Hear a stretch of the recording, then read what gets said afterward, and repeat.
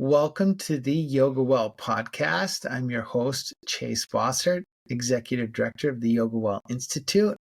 Today I have longtime student and colleague and friend, Jenny Orona, with me. Jenny has a master's in human resources and is a yoga therapist, in ERYT, in Hatha 500, in Hatha Yoga, and in Kundalini Yoga, and trained in iRest. And you've been doing mini yoga for many years, and you're training teachers, and also a practicing yoga therapist at the Ascension Seton Hall Shoal Creek Medical Center in Austin, Texas, where you work with people recovering from trauma and substance abuse and mental illness, as well as a yoga therapist for Ascension Seton Behavioral Health, which is an outpatient program where you are helping them with iRest and therapeutic yoga for trauma survivors and other mental health programs. Anything you don't do in yoga? No, very little. So glad to have you along here today. Thank you, Jen. You're welcome. Thank you. It's good to be here. I want to start by asking you, how did you get into yoga, and just give us some background of your yoga journey. Mm-hmm. Yeah.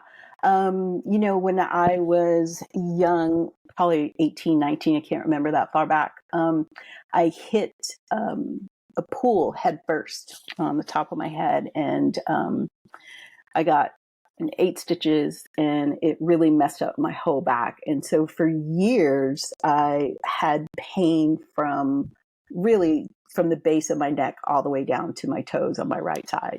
It was constantly numb, and they just couldn't figure out what to do with me at that point. I remember a doctor saying, "Oh, well, we could put some rods in your spine so that it won't hurt anymore." And I remember thinking, well, that doesn't sound right. Like, it feels like that's not going to let me move. So then, I started talking to a friend of mine. She was like, I'm doing something called yoga. She said, and it's really helped me and my back, and I think it would be really good for you. And I was like, what's it? What is it? What's it about? And she's like, well, you do different movements, and then you sit, and you breathe, and I was like, how's that going to help? I'm like, what's breathing going to do for me? I breathe every day on my own. How's that going to help? So she finally just hounded me so much. I went to a class with her, and oddly enough, it was Ashtanga. That was the first thing I actually ever practiced. And, it really did. It started making a difference. And then I found different kinds of yoga.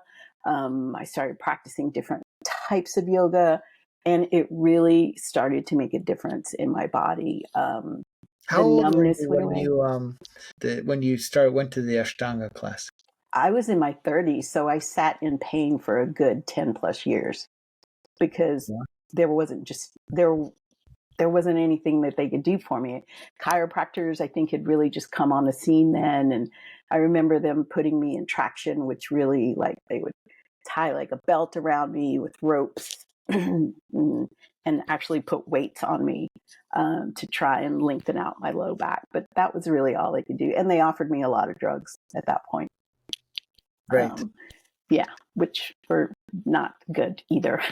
So, it was about 10 years that I lived like that. So you went to Ashtanga yoga. It started to be helpful. You thought, let me try these other things. Mm-hmm. You're that poster person about not diving in the shallow end of a pool. Right. Exactly. 8 stitches on the top of your head. Man, you're lucky to still have your movement. That's amazing. Yeah. I'm very lucky. I remember coming up out of the water and just seeing a lot of red, and, the faces on my friends that were at the side of the pool were all just like, and I thought, something's very wrong here. Yeah. I'm so sorry. You were quite involved in Kundalini yoga for a long time. How did you find that, and what did you like about that? I think I think it's what happens to all of us, maybe or maybe not all of us, but we come to yoga because there's something broken in our body and something's going to change or shift, and it did for me. And then you find out what yoga is really about, and yoga is really about pranayama and mantra and mudra. And after my body started to heal, then these are the things that started to come up for me. I'm like, oh, well, what's this about? Well, why is this happening? And I was very interested in mantra because mantra had also, sort of shifted the pain in my body a little bit. And at that point, I knew that Kundalini did a lot of mantra. And that was one of the reasons that I stepped into it, because I Yeah. thought it was very helpful for me. And I wanted to learn more. So I spent. I think it's such a truism that we do the yoga and it's effective. Mhm. and we start changing either physically or some aspects of our life are changing or something is happening. And then you get curious and you're like, how does this work? 'Cause like Mhm. you said, I'm breathing every day and now I'm doing some breathing like this and I'm so different. So then Mhm. you start trying to understand, how does this work? You go deeper, that kind of Mhm. thing. Yeah. Kundalini does offer a lot of, well, I should ask you, what does Kundalini do well? I think what Kundalini does well, and this is, I think, where I differ a little bit from some Kundalini teachers because I have that yoga therapy lens, is Kundalini is really able to shift a person's state. So it can take them from one state to another very quickly, and in some instances, that state shift, especially with trauma, oftentimes that state shift can be very, very useful. It's able to take people out of ruminations. It's able to take people out of this stuck place. And that's what I find is very, very useful about Kundalini. Personally, I think Kundalini has, it's almost like a prescription, right? So you give somebody a Kriya and say, do this for 2 weeks, or do this for 30 days, or do this for 6 hours. And it shifts. And then when things shift, you're able to come in with a little bit of a different lens from that yoga therapy point of view and create a practice that is possibly built on that Kriya or it's different than that Kriya. And for me, that's really what Kundalini is. I use it very much as a tool, as part of my yoga therapy toolbox. Right, Yeah. right. Mm-hmm. Okay, so you got interested in the mantra and whatnot, and then what? And then, as I started to learn more about mudra and more about mantra, and then the breath work, because there is a lot of breath work in pranayama. And then, I decided, what if I take this to a deeper level? What if I go and do a 200-hour teacher training? And when I did my 200-hour teacher training, there was something called yoga philosophy. And I was like, what's yoga philosophy? What's that? Do we sit around and just talk about yoga? Um, and, honestly, in the beginning, the idea of yoga philosophy, I was like, when am I ever going to use yoga philosophy? Like, it's a nice idea. This idea about the sutras and the Vedas and, where Hatha yoga came from, like, that's all very interesting, but how am I ever going to use that? So then fast forward 200-hour, 300-hour, 500-hour yoga therapy program. And You have done a lot of training. In fact, and I think this is true of the yoga people in general, Mhm. is that a lot of them are perpetual students. Mhm. And, I mean, I know I would consider that true for me, Mhm. and that I believe that it's a fantastic gift of Mr. Deshikachar's, of the continually unfolding universe of everything to be known and to study and to do more of, etc. And um, I do think it is true that very often people sort of come in and they study and then they do another training, they do another thing, and etc. Yeah. And so there you are. You're in your yoga therapy training. Mm-hmm. Yep. I'm in a yoga therapy program, and I meet this man who, I don't know, has a lot of information, and his name happens to be Chase. And wow, just same as my name. That's amazing. it's the same name. How often is that going to happen? So I meet this person, and I study pranayama with him, and a lot of the things that he's saying is connecting back to my training, but in a way that goes much deeper, because it's a constant conversation with you. When I'm in class with you, it's a conversation with you, right? So when I'm conversing, and it allows me to ask questions, right? And I think that it is true what you say about people who study Vini Yoga. We're students because it comes from our teachers, right? So my interest comes from you. You held these teachings in a way that made me want to taste them, right? There's something in the sutras, right, that talks about the thirst is gone, right? Or there is a thirst and then the thirst is no longer there. This is what this idea of study does for me, right? And I think back to myself as a student when I used to walk out of meditation classes and I used to walk out of yoga philosophy classes because I thought they held nothing for me. And then here I am now, and that's a big part of who I am and how I teach and how I work with clients. And so it's brought down from the teachers before us, and I find myself saying a lot of what you've said to me in the past. And some of it is word for word, and some of it is my own voice, Yeah. right? But your voice is always there. And that's what keeps me connected to the lineage. And that's what also allows me to know that there is a well, no pun intended, right? That there's a well of knowledge there that I can dip into anytime I want to. And it's been very helpful. Thank you. That's an enormous compliment. Thank you. Mm-hmm. It's definitely true for me. I was a philosophy major in college, and I went on the study abroad program, and I found myself in a class with Mr. Deshigachar. I mean, I knew I was going to be part of the class, but he came in and taught a semester-long class on yoga philosophy.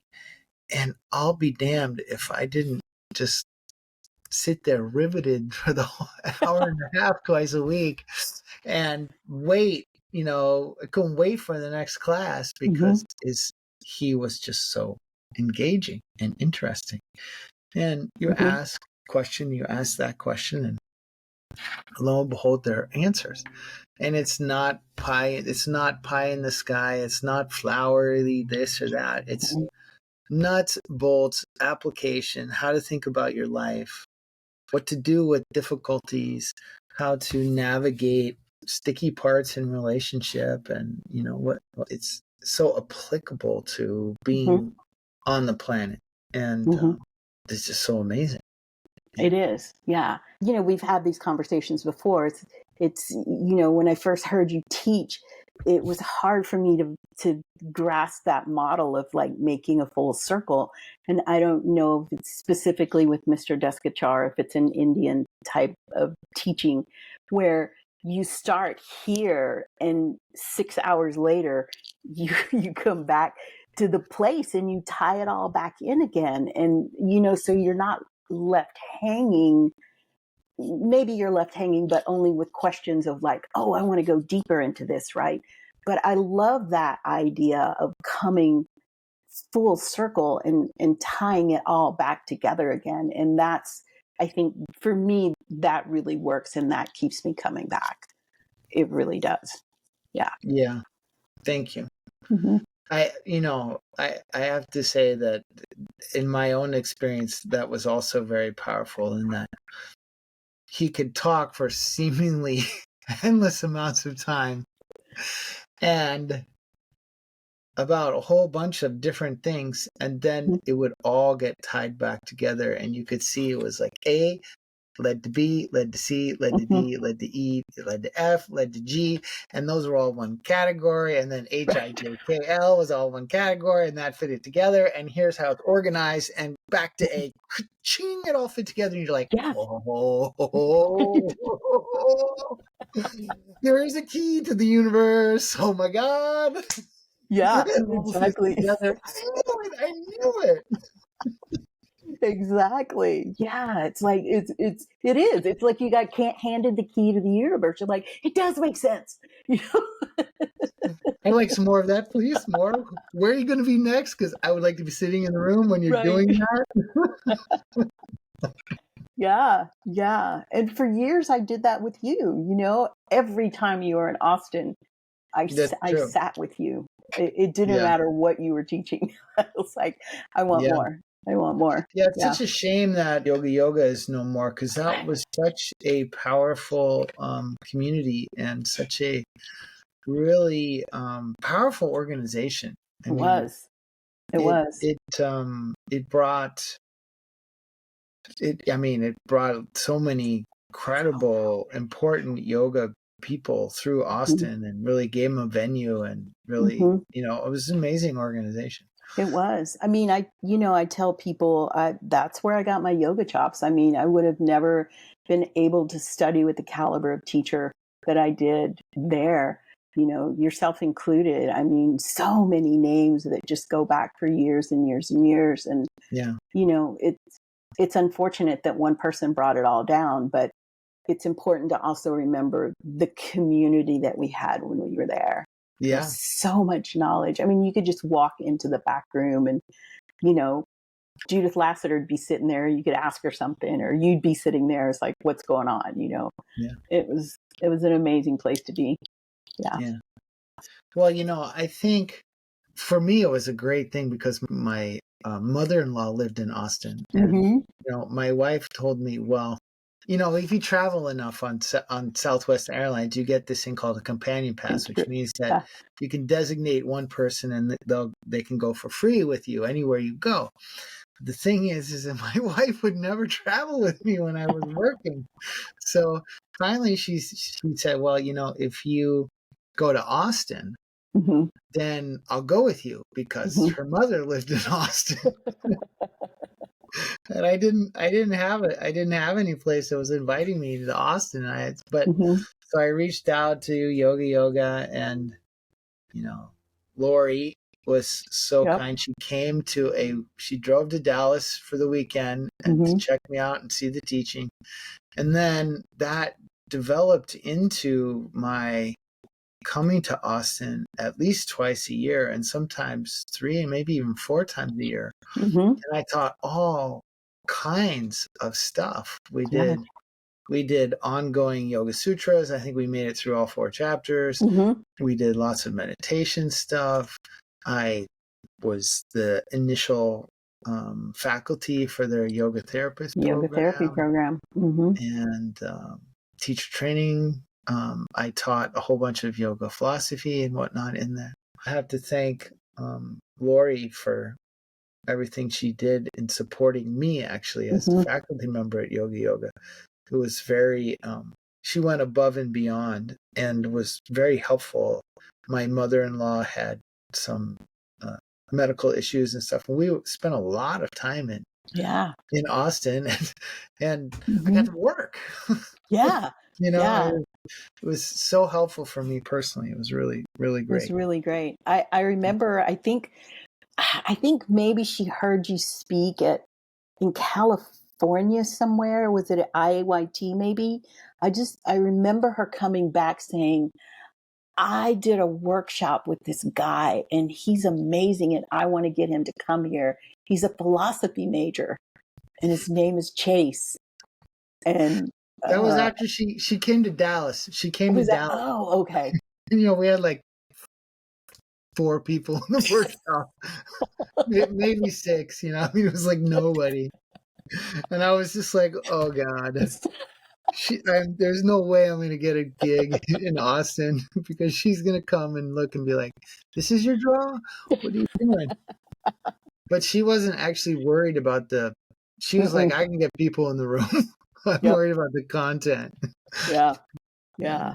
Where were you in Dallas, by the way? Like, do you remember what studio you were in? Long back. That was a long time ago. I Yeah. switched over to Austin, which made me just happy.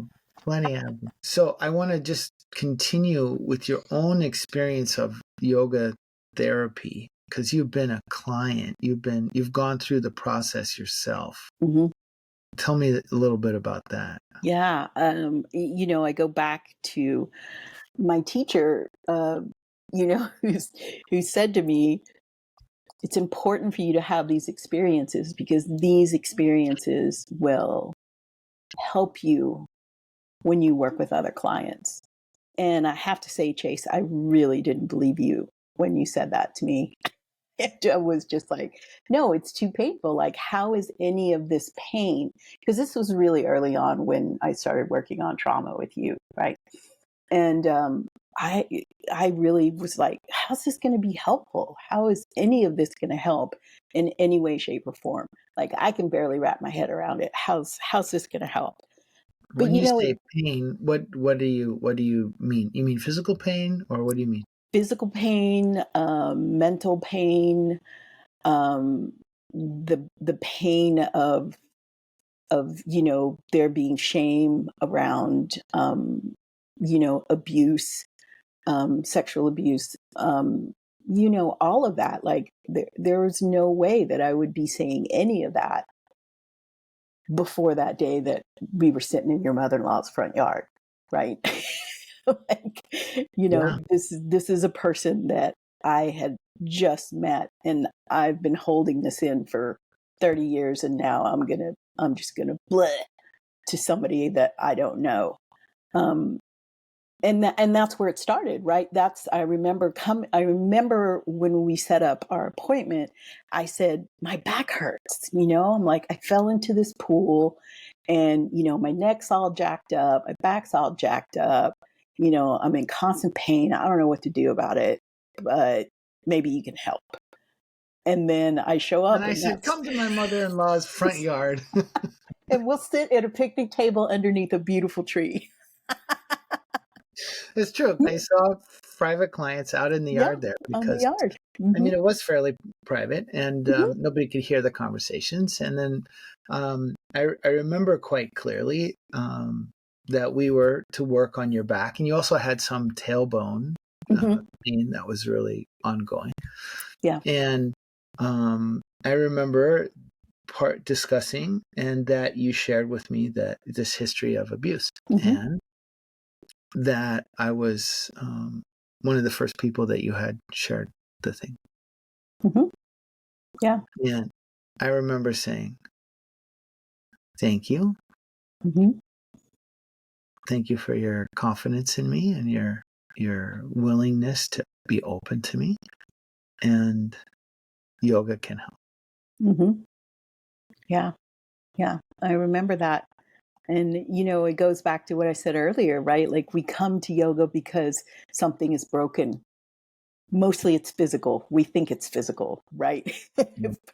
but it wasn't, because I fully came with the intention that you're going to work on my back and you're going to work on my tailbone. And if this other thing happens to shake out, then, well, I guess it's all right. I mean, it's something I've been avoiding for 30 some odd years. Why not? Why not He give it a doesn't try? live here. He doesn't live here. He'll leave. He'll go away. It'll be I'll fine. go away. I've been Yeah. able to bury it before. And so then we're doing breathing, and we're Mm-hmm. working, and what happened? And things started to move. Things started to shift first in my body, right? Because we addressed the pain and the pain started to ease up. And then as the pain began to ease up out of my body, then there was this idea of like, oh, this comes at a deeper level. right? So it's not just the body, it's the body and the mind and the spirit. And I say the spirit because, you know, like it affected me, not necessarily spiritually, right? Because being a good Catholic girl, I've always been very religious, right? But Mm-hmm. spirit, as in the fact that there was shame, there was guilt, there was low self-esteem, wounds like what the sutras talk about, wounds that are invisible except to certain people, right? Because this is what had happened in my younger years, right? And so this is this is what started transpiring, right? So that's why I say the spiritual also, because it started to shift along with the body. And then it sort of became my barometer, right? So then when the back was hurting, I could go and ask myself questions. Well, what's happening? What's happening in your world? What's happening in your life? What's going on that's causing that pain? And can we look at that? And if I couldn't look at that, then I would call you and say, this is what's going on. Can we talk Yeah. about this? Yeah. Right? Yeah. And that's what we do as yoga therapists, right? It's so true. Mm-hmm. Our people tend to come with the physical, Mm-hmm.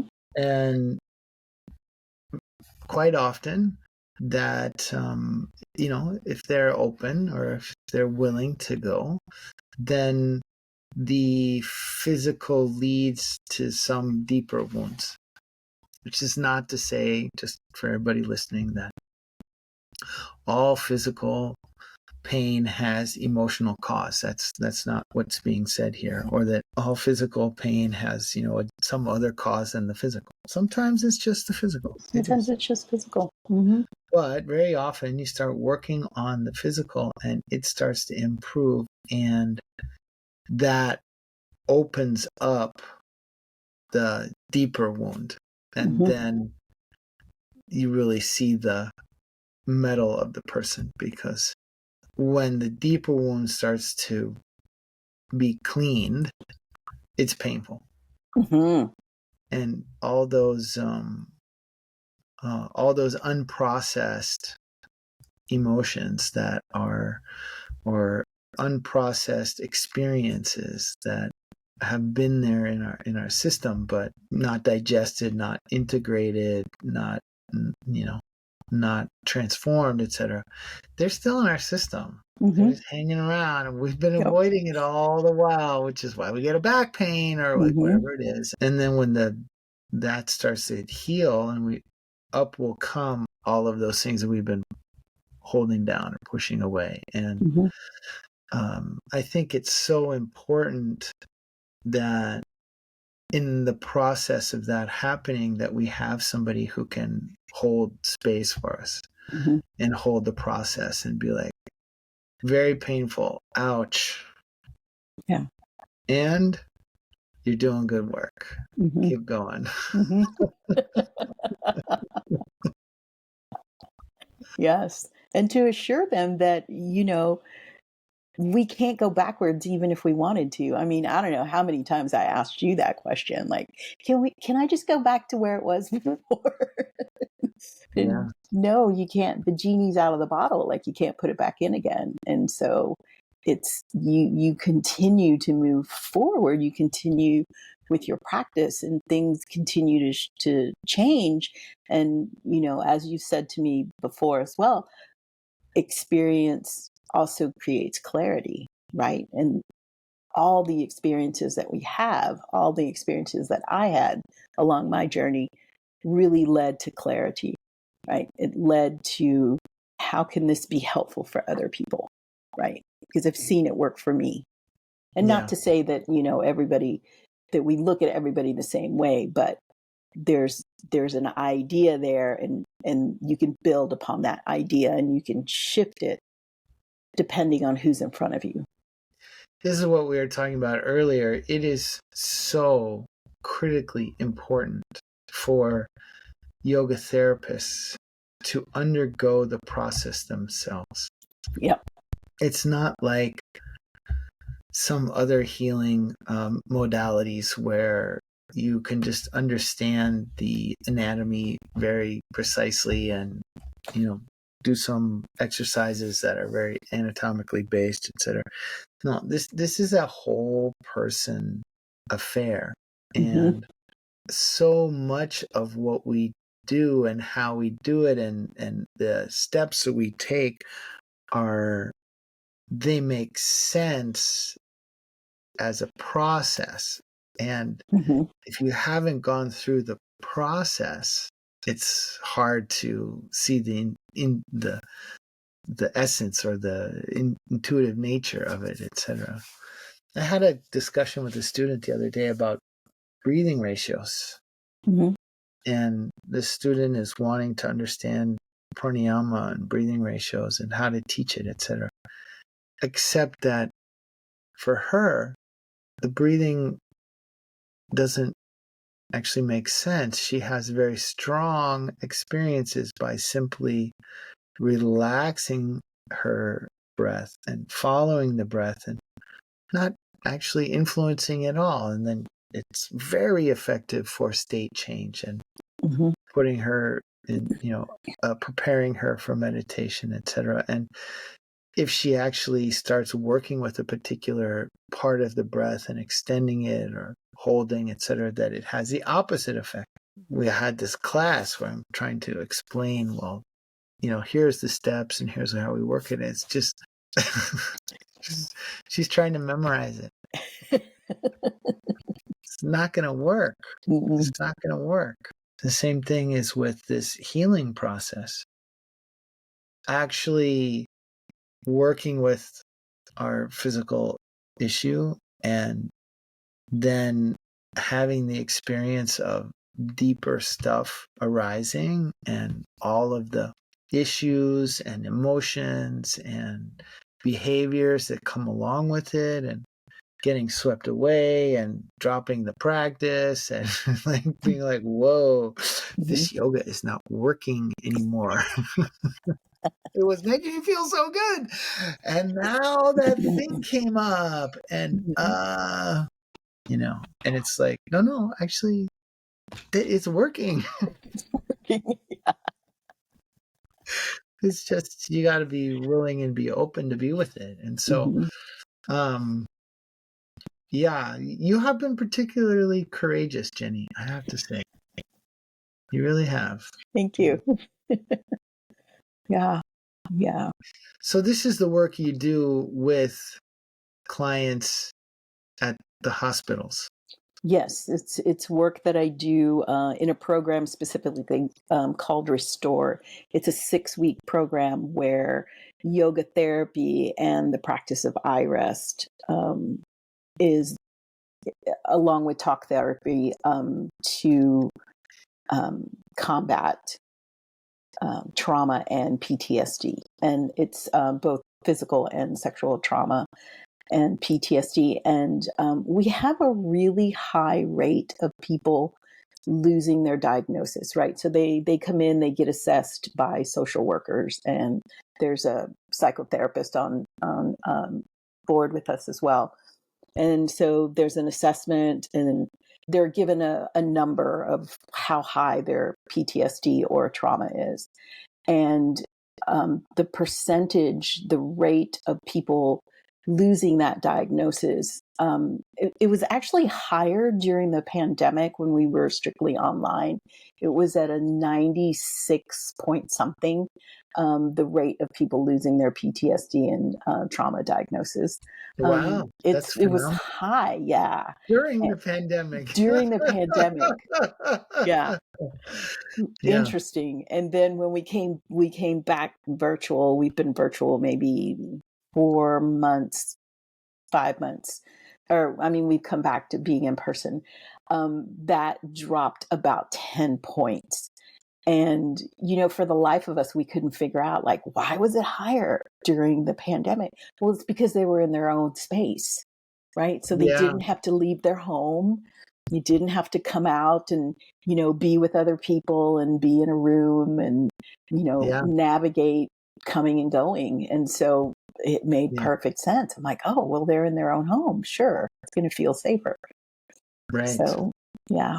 So when you say you do yoga therapy with them, what does that look like? What I've done is over the 6 weeks, like I've created like a pattern of asana that goes along with sort of each week, because each week they cover different topics in their talk therapy. So one week it could be safety, one week it could be acceptance. And so that's where the iRest/yoga nidra comes in, is that the intention can be set for providing like more safety or more patience, right? So it's the meditation is woven in to support that idea. And as far as the asana goes, the asana is really built around this idea of digestion. I became very interested in Ayurveda through studying with you and Elizabeth. And the idea of digestion really made sense to me, because when there's trauma, there's a specific samskara, there's a specific thing that happened. And there's really no room for anything else in the body, because it's that one thing that just takes over. If you can start to digest it by asana first, right? Movement, things like twists, forward folds, laterals, all the things that move the body, then when the physical starts to move out, then you can start to bring in positive things that will help support the things that will help them, right? Like nurturing, cleansing, things like this. And so it becomes this idea where it's almost like a sponge. You're wringing out what's not serving them. And when you let go of the sponge, it allows for other things to come in.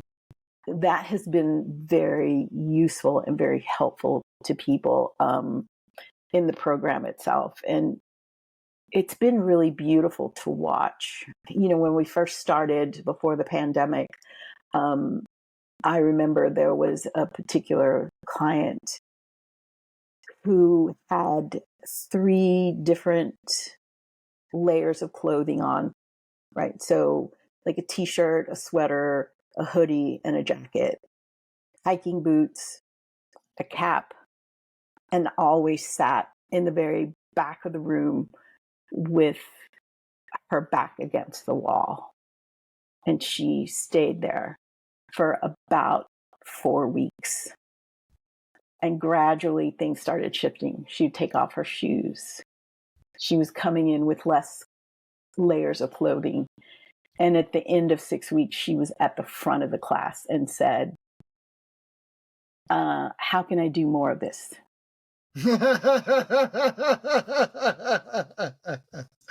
Yeah. She's like, I Yeah. want to continue this. She's like, it's made a huge difference, Yeah.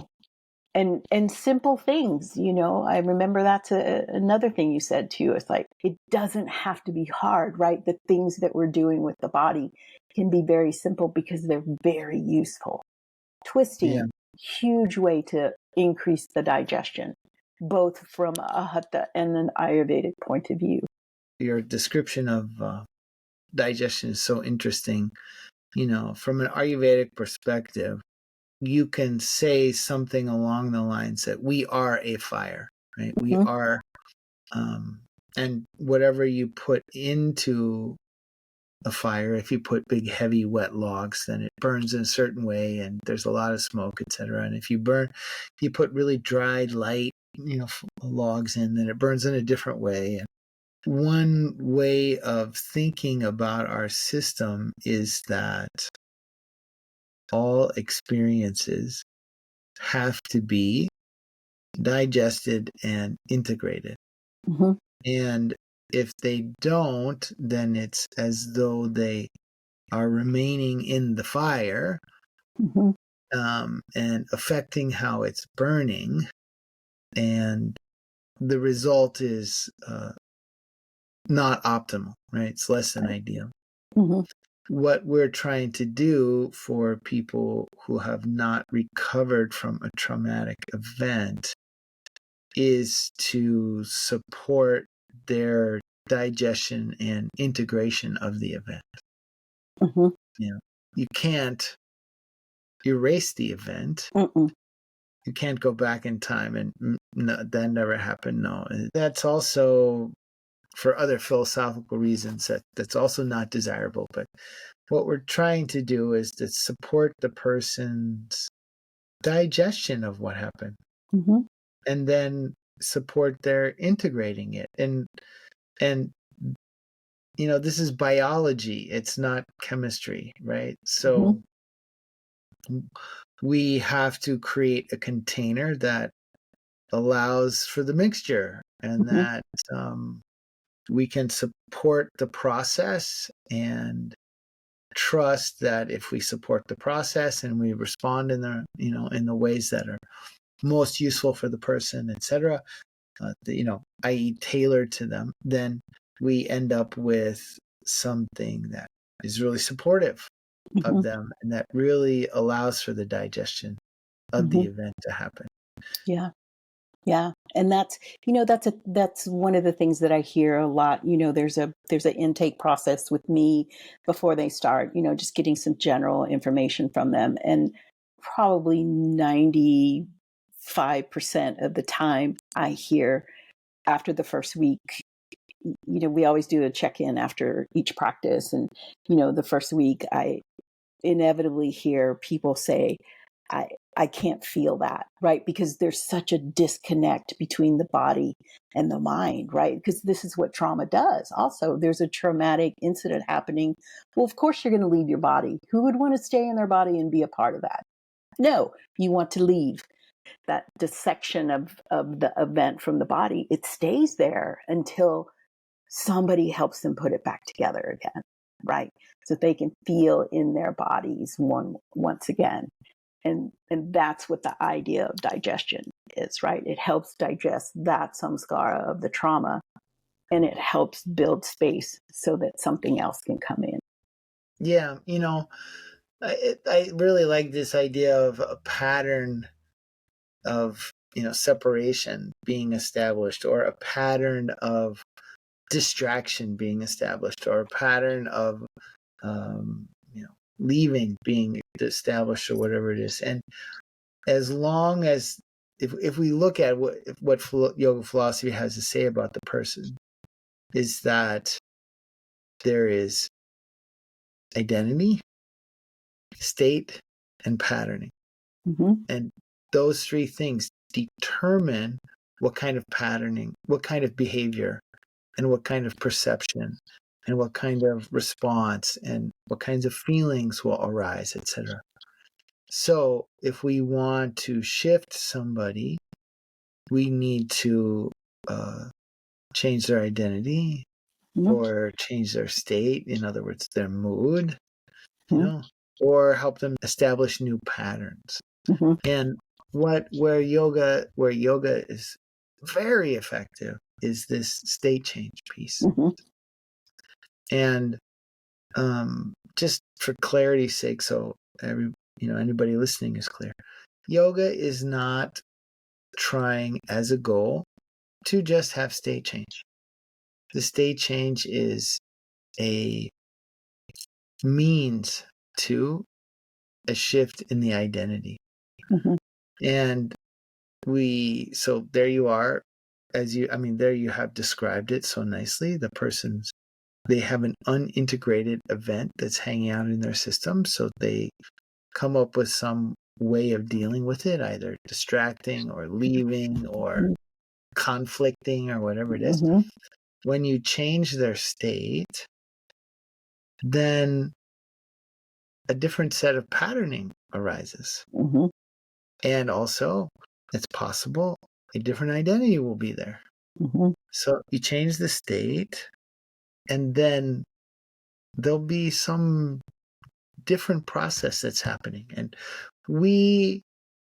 I think this is a really beautiful part of yoga.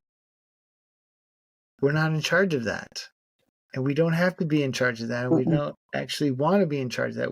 Yoga begins from the idea that each of us are spiritual beings having a human experience. Mm-hmm. And consequently, the person's spirit, if you just change the state and you bring them back towards their balance and away from the way that they've been coping before, you bring them in a different direction, etc., that their system will figure it out themselves. Just Mm-hmm. like if you eat a bowl of rice, that your system digests it and integrates it. You don't have to worry about, you just have to eat it properly. You Exactly. don't have to worry about the digestion and the assimilation part. And the same Mm-hmm. thing happens with our experiences.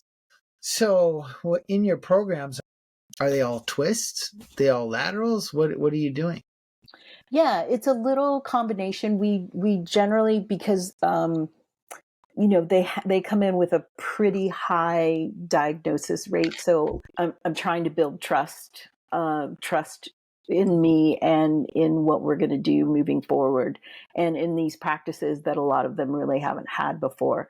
I start out standing, like for the first, probably, and it really depends on the group, Yeah, so some groups move a little differently, but generally weeks 1, 2, and 3 are standing, and then weeks 4, 5, and 6, there's a little more that comes in. Like we'll do some things on our side, we'll do some things maybe on hands and knees, again, depending on the group.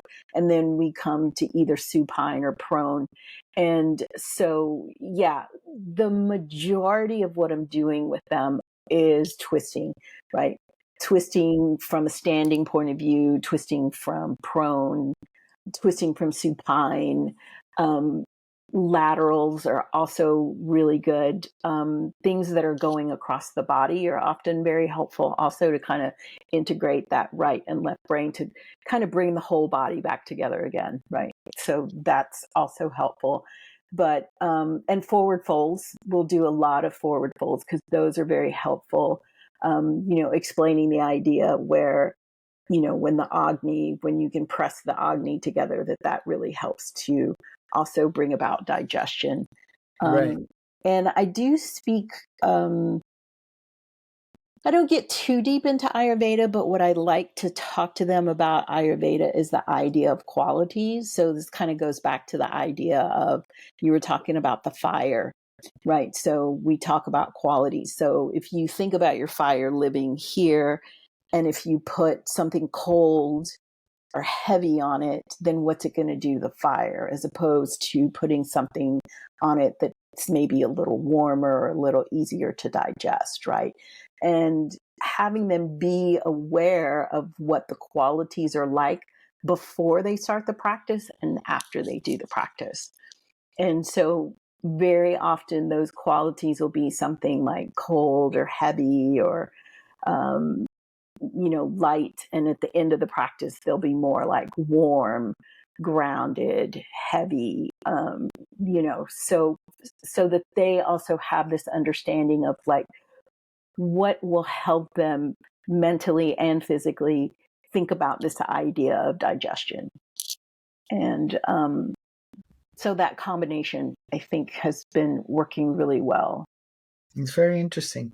I mean, people must come in with different physical ailments. Mm-hmm. So, like when you say you do twists, there must be all kinds of modifications and All kinds. I mean, yeah. sometimes I have people within the same class in a chair on the back with their legs in a chair, or simply standing or sitting, So it's almost like you're teaching 4 or 5 classes almost within one class Yeah, sometimes at the same time at with the same a time. whole bunch of different people. Yeah. Mhm. What role does teaching of breathing have in what you're doing?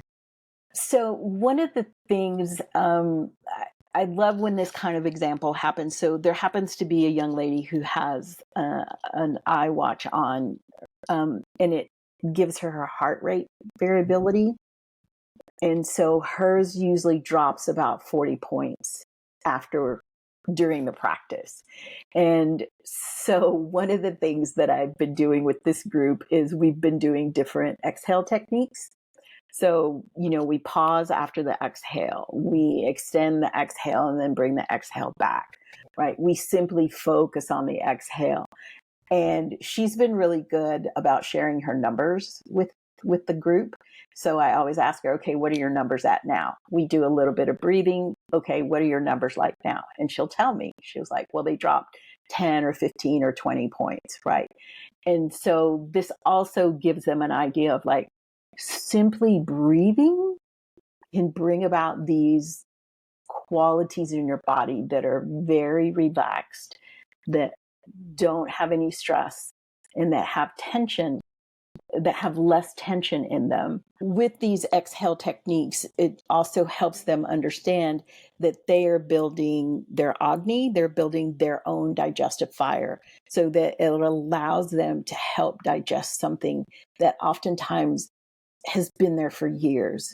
So I also explain to them that this thing that needs to be digested is like a huge heavy brick sitting in your body, and the more fire you can put to it, the more you can break it down, the better it will be to enable something other to come in, right?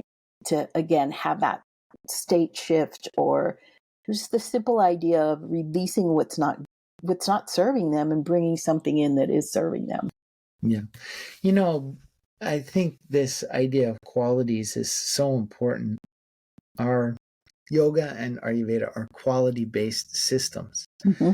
And you can also say that they are experience-based systems. So the Mm-hmm. qualities that are in the experience are then increased in our own system. And Mm-hmm. as that happens, then it changes the functioning of our system. Yeah. And so using allopathic Western anatomy and physiology, it's harder to capture how this works, Mm-hmm. because they don't have the same emphasis on qualities. Mm-hmm. Yeah. And I find that qualities is really, this is how I also teach, Ayurveda to yoga therapy cohorts, is the idea of qualities, right? It also keeps them very safe as far as scope of practice goes, right? Because a quality is something you can actually put your hands on, right? You can talk about cold or warm or damp or heavy, and people understand that, right? And you can say, okay, what are the foods you're eating? What are the things that you're taking in? Who are you hanging out with? Are you hanging out with a bunch of people who are sitting on the couch watching TV? Or are you hanging out with some people that are out in nature walking, right? All those things have different qualities. So what kind of qualities are going to be more beneficial for you and your journey? Yeah, you give people a lens to start Mm-hmm. self-reflecting about the experiences they're having out in the world as well. Mm-hmm. Mm-hmm. Is this person I'm spending all the time with, who's very negative and quite caustic in all of their, how does that make me feel? Do I Right. want that in my life, etc.? Mm-hmm. Yeah. Yeah. How can I do something to change my experience of that? So, these things are so important. Mm-hmm. And, it's just, I'm reminded of the example you gave of the lady who's in the front row, like, how do I have more of this? It's true. How do I have Yeah. more of this, please? Yeah, exactly. Oh, it was so lovely to see that. Just she would come in and take her shoes off. Right, like the first thing she would do is come in and take her shoes off. Just like it was so lovely to see that. I will forever remember her little face and be like, "How can I do more of this?" Yeah. Well, but what you're describing is behavioral change, which Hmm. we can say as different patterns dominating. And Hmm. so different behaviors are then affected, right? Or so how does that happen? Well, part of what happens is you're showing her how to change her state. Hmm. In other words, you're showing her how to change her mood. Hmm. And when you change her mood, then I just think about like, for me, I have a little 4-year-old daughter, so and she's the perfect daughter. But just like as an example, yeah, if she happens to spill her milk or something, and if I'm in a very positive mood, it's no big deal. Mm-hmm. Just, I get a sponge, we just sponge it all up, it's fine. Right. But if I'm in one of those moods where it's just like, oh, this is difficulty number 412 Right. in the last half hour, then it's much more difficult for Mm-hmm. me to just go get a sponge and put it down. And Mm-hmm. so mood state has such a powerful influence on behavior, which is another way of saying state has such a powerful influence on the patterning that is dominant. Mm-hmm. And yoga therapy, or such a funny word, but you can even say the therapeutic application of yoga is Mm-hmm. helping people to identify, well, what is the patterning that is active, and what is my mood, and who am I? Mm-hmm. And then, okay, well, if I can just snap out of who am I and just recognize that, well, that's not my role, then okay. Like if your friend's kid spills the milk, Mm-hmm. it's not your role. It's your Right. friend's kid and not your kid. So if you're treating it like your kid just spilled some milk, well, snap out of that. And, then the patterning will all be different, because all of a sudden, oh, it's not my kid. Then my role and all those things will be different, Be because different. the identity is different, right? Mm-hmm. This doesn't make sense as something that you lead somebody else through if you have not had the experiences yourself and have not had the opportunity to watch my own behavior Mm-hmm. and see my own mood and answer the question of like, well, who am I right now? And Mm-hmm. sometimes I'm 4-year-old Chase, you know? Right. And it's like, well, is 4-year-old Chase appropriate for for here and now? So, if we don't have those experiences, then we're operating from an intellectual structure, Mm-hmm. and it's nearly impossible to be able to actually lead somebody through that Right. without the experiences. And this is this is obviously what was I was saying to you when I was saying, man, that's really hard. And Mm-hmm. you're doing great work. And it's going to be so helpful for your teaching when you're. Yeah. Yeah. And you're right. Like the intellectual doesn't help here because the trauma itself is not on an intellectual level. Does that make sense? Right. It's not intellectual, so you can't reason it away, right? Because trauma is not a reasonable act. So it doesn't work that way. It has to come from experience. It has to shift down deep inside. It has to shift that samskara. Otherwise, it's not going anywhere. It's just going to sit there for years. Yeah. I love that you guys are so effective. Mm-hmm. I hope, and I probably the hospital itself is already doing studies and figuring it out. But Yeah. that's just wonderful to have finally the evidence-based perspectives catching up with Mm-hmm. what yoga has known for so long, and seeing it and proving it. Right. So Yeah. I'm always happy when I hear that happening. Mm-hmm. Yeah. It's very exciting. They're actually in the process of building a trauma center within Dell, which will I mean maybe they're thinking like the first of the year it'll finally get built out, but I will be part of staff there as well because of the work that I've done with Restore. So I'm really excited about that. It's just going to open more opportunities for people who are looking to shift their trauma, you know? So Yeah. it's exciting for sure. Yeah. Beautiful. And I have to say, it's been exciting to be part of your journey, Jenny. Thank you Thank you. for your trust and your willingness to talk about it and all of that.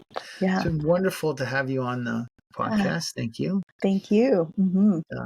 Tell people a little bit more about where they can find you and some of the things that you're doing before we conclude.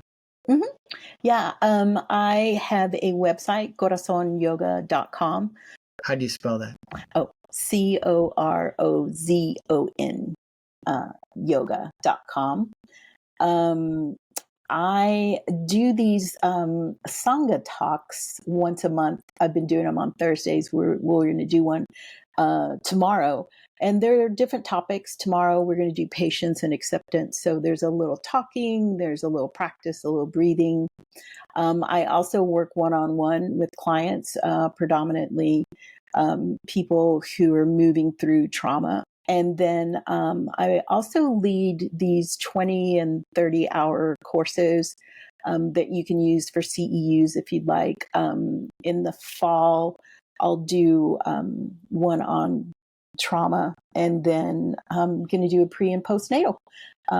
So, if you need CEUs, things like that, check my website out. And CorazonYoga.com. .com.